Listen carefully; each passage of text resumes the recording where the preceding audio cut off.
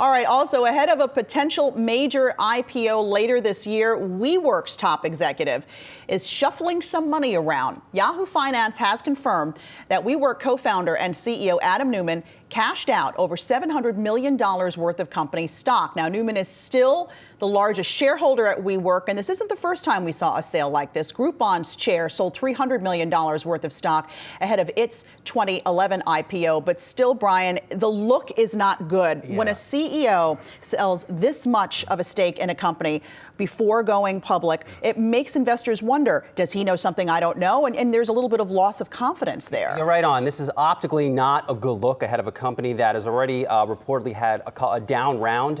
So that is not something you want to see. Now, they will, a source close to the matter told me that they will have an analyst day on July 31st.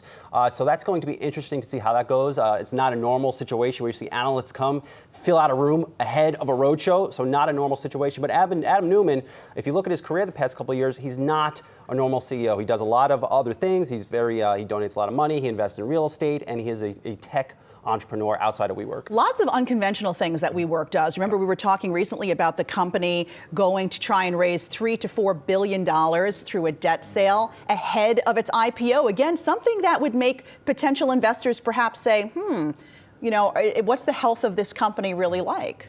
Yeah, I think that's a question that, you know, a lot of sort of companies that are waiting to go public are asking, because if Adam Newuman is selling his shares now, what does that say about the value of the company if and when they do go public? I think that's a big question that investors are asking. One key thing here to keep in mind, my source also told me it's not just all stock sales. So there is a loan component to here as well. He's using a large part of these proceeds to exercise his stock options. So in effect, he will be buying more of the company. So not a complete not as bad as it appears on the surface, but again, not that great. So he still does hold a large piece of the stock. And also, you know, there was a bond prospectus recently that showed the company is getting a lot of its real estate from board members who are leasing that real estate to the company, which could look a little odd. Yeah, the disclosures on that roadshow are going to be it's going to be one to follow. Yeah, investors will be watching for sure.